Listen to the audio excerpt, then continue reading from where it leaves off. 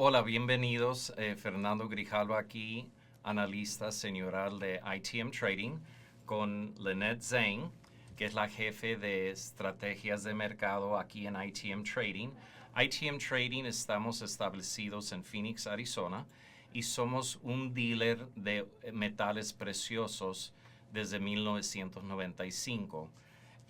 Hoy vamos a hablar del último video que hiciste, Lynette, que se llama FDIC Plans for Collapse, o sea, el FDIC está planeando el colapso, y también banks buying gold and bail-in, o sea, los bancos comprando oro y preparando por el bail-in, que es financiar los bancos. Hoy vamos a hablar del FDIC, de lo que es el DIF, Deposit Insurance Fund, quién está comprando oro y cómo proteger tu dinero durante este ciclo y reseteo. Para empezar, me impresionó mucho, Lynette, porque las cosas que dices me impactaron bastante. They were very impactful for me. Yes. So, I want to start by asking you, who is the FDIC? ¿Quién son el FDIC? Well, the FDIC was implemented back in 1933, because there had been a run on the banks, and people did not trust the banks because they lost a lot of money. So our government instituted the FDIC insurance and backed the currency with gold in the banks so that people would trust the banks and use them again.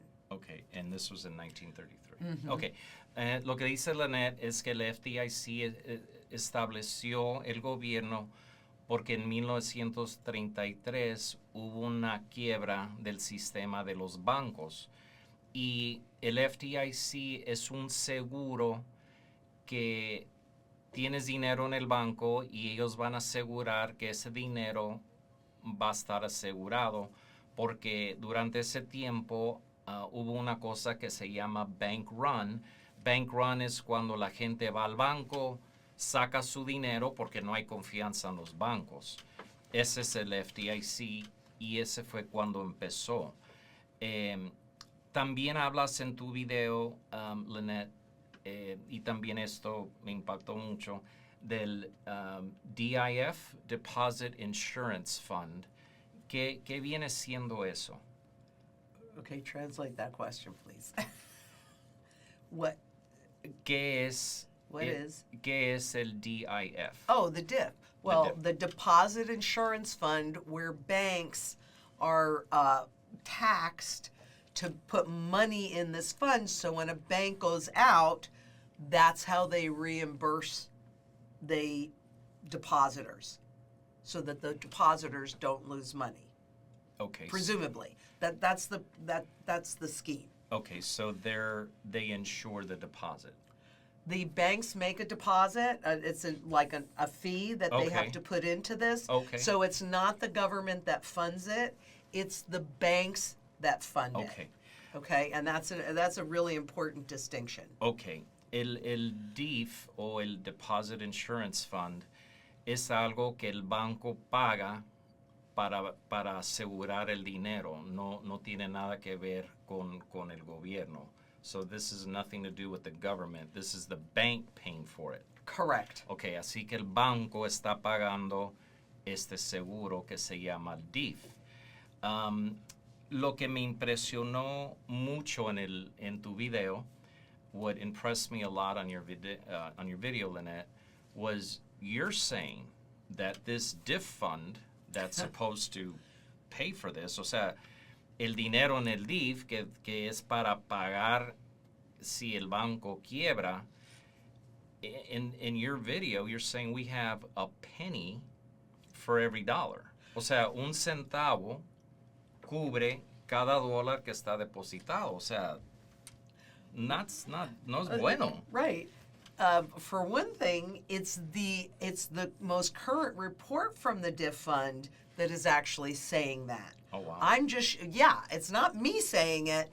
It's the FDIC saying it, right? And that was June of last year, right? I think that's whatever the most current, Okay. whatever was on the video is the most current diff report. You can find that on the FDIC. And remember, we have links. Okay. So you don't have to search it out. We make it easy for you to go and see for yourself. Okay.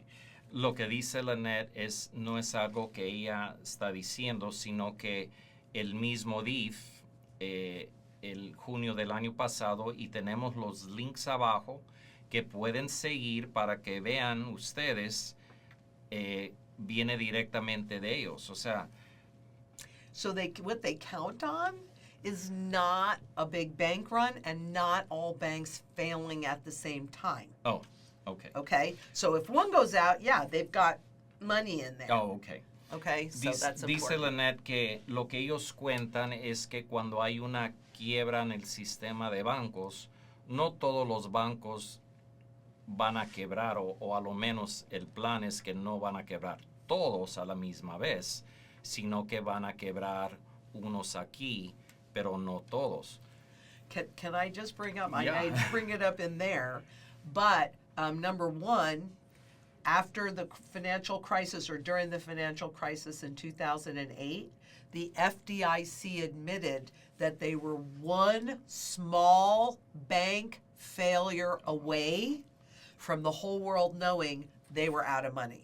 Oh, wow. And they were running deficits in there. The diff. The diff, yep. Dice Lynette que en el 2008 el DIF reportó que estaban a un banco. A Si small one. A Si poquito un banco, banco. un banco pequeño, si ese banco hubiera quebrado, el sistema hubiera caído. Yes. Porque abarca el dinero. O sea, they don't have enough money in the fund.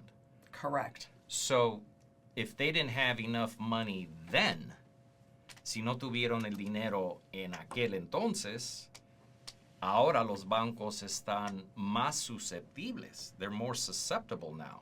Correct. In your view, en tu vista, hay más peligro hoy que nunca. Well, if you listen to them, okay, I mean, don't listen to me. Don't listen to those guys.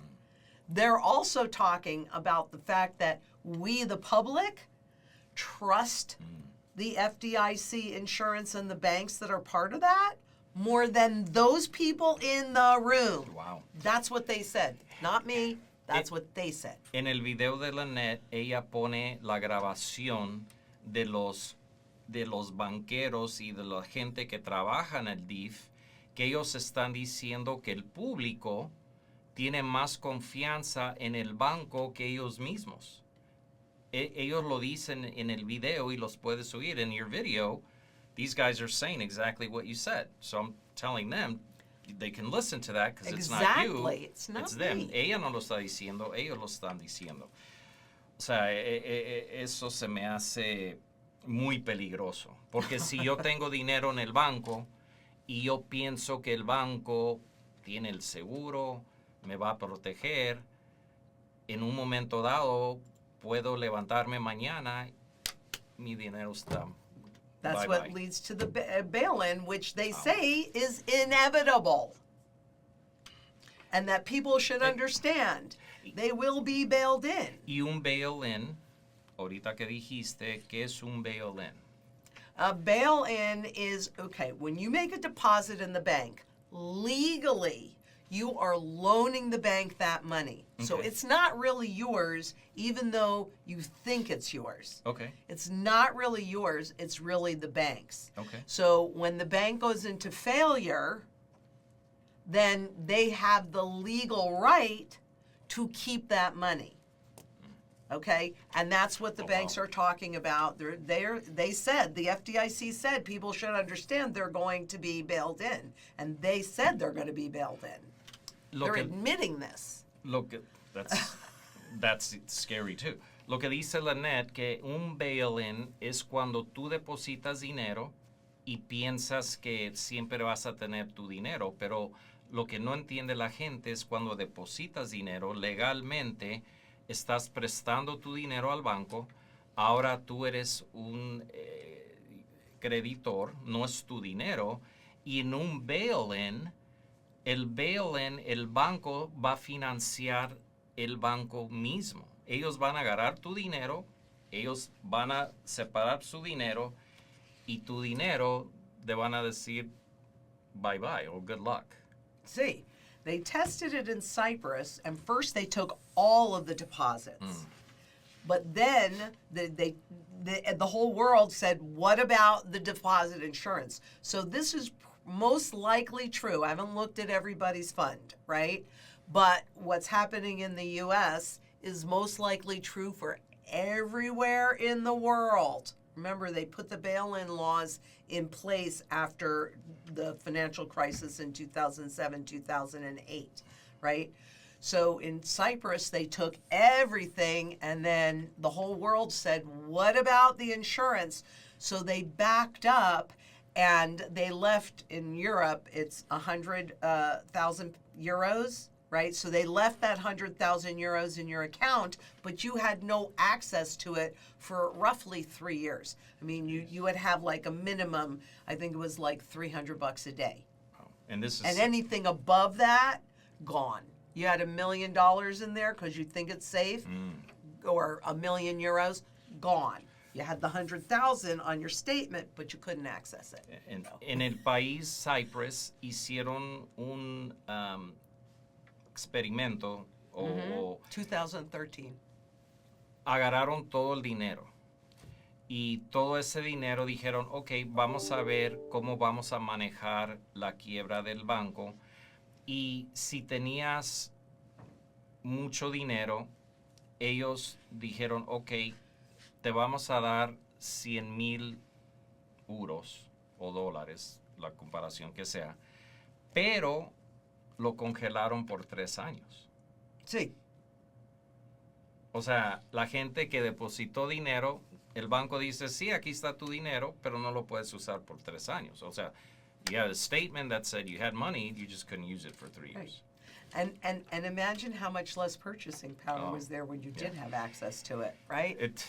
Muy buen punto. Lo que dice Lynette es, imagínate, 3 años después, ¿cuál es el valor, el poder de compra de ese dinero 3 años después? Que es, obviamente es menos. Right, Okay. which is actually takes us to the gold part. Okay.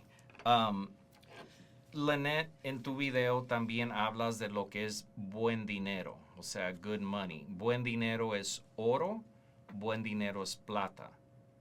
Okay. Este es el dinero que realmente la gente necesita tener.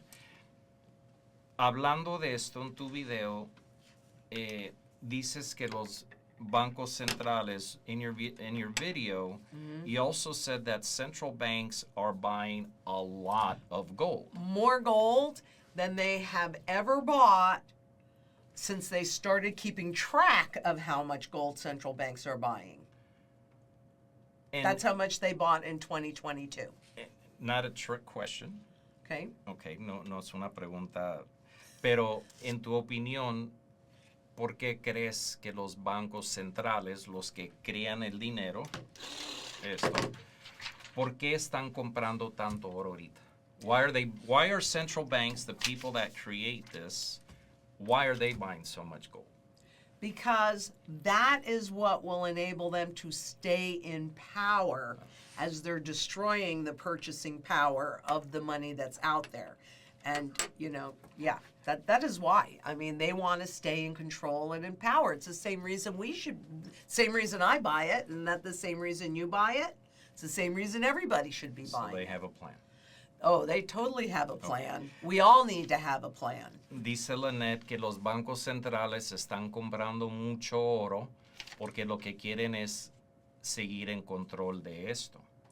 Y lo que dijo Lynette ahorita es que los bancos tienen un plan. Así que nosotros, ustedes, también necesitan un plan. Porque si ellos tienen un plan, ¿cuál es tu plan? What is your plan? If they have a plan, what is your plan? One of the last things, too, I do want to bring up, you talked about how the wealthy are buying collectible gold coins. En el video también Lynette habla de que la gente con mucho dinero y la gente con dinero quiere proteger su dinero, están comprando oro de colección. ¿Por qué están comprando oro de colección en vez de un bullion coin o un lingote? Lo que le llaman lingote. So, ¿por qué estos más que el bullion? Historically, the people that have the ability to write the laws or influence those that write the laws, while they're taking the bullion away from the public, Okay. they create a loophole that enables them to keep it. And that's the category that I personally feel most comfortable in and that I buy for myself. Okay. Because I do really believe, I mean, there's all different kinds of confiscation, whether they say confiscation or they say inflation, right? Inflation is a confiscation of your purchasing power, right? And so I just don't think they're going to stop at the last moment and go, yeah, we know this holds your purchasing power, but, you know, we're going to take it away from the masses, but we get to keep it. That's history. Okay. That's even current. Lo que dice Lynette es que en la historia del oro y dinero, la gente que influencia los que hacen las leyes o los que hacen las leyes crean lo que es un loophole. Un loophole es algo legal que les conviene a ellos, donde el bullion, el oro normal, el lingote, que le llaman, ese oro lo pueden quitar del pueblo, pero el oro de colección es lo que ellos tienen y dice Lynette, esa es la categoría que Lynette quiere estar. Ella quiere estar en la misma categoría que están los que están haciendo las leyes del oro, que suena lógico. That makes a lot of sense. You want to be in the same category as the rule writers. Exactly. Right. Okay. And you know, I mean, they should know that I had an uncle, Al, right, in 1965 when it was illegal to hold more than 5 ounces of gold in the U.S. He had 2 floor safes that had at least 3,000 ounces of gold. I mean, you couldn't fit one more $20 gold coin in there, but they were all pre-33s because he was an antique dealer. So he'd go into wealthy houses, and then people didn't realize that gold had that much value, and he would buy it. So that was the only way to legally hold it without any oversight of the government and use it in the normal public, the normal marketplace, which is what I want to do. That's part of my plan. That's part of ITM's plan. That's the plan you execute. Dice Lynette que ella tenía un tío Al que en 1965, durante esos años en Estados Unidos, no podías tener el oro normal. Y su tío tenía más de 3,000 onzas, o sea, más de 2 cajas fuertes de oro de colección que el tío Al de Lynette legalmente lo podía tener y legalmente lo podía usar.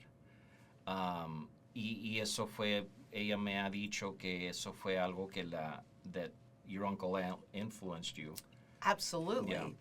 I was 10 at the time. Okay, tenía 10 años en aquel entonces. Sí. Así que un resumen de lo que hablamos hoy, Lynette, just a summary of what we talked about.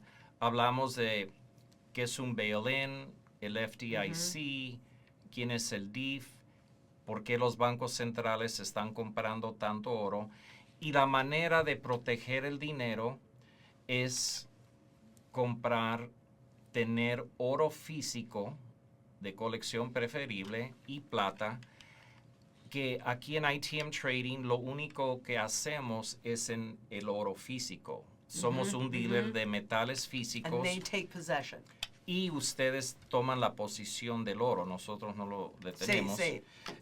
Pero háblenos, suscriban al canal, hagan clic abajo y por favor, háganse un favor, háblenos, tenemos estrategias que están diseñadas para canalizar las metas financieras que tienen ustedes y estamos aquí para servir. Y otra vez, muchas gracias, Lynette. Thank you so much. Porque el plan de esto es para educar al cliente, Sí. para que ellos, como dijo Lynette antes, ellos ya tienen un plan. ¿Cuál es tu plan?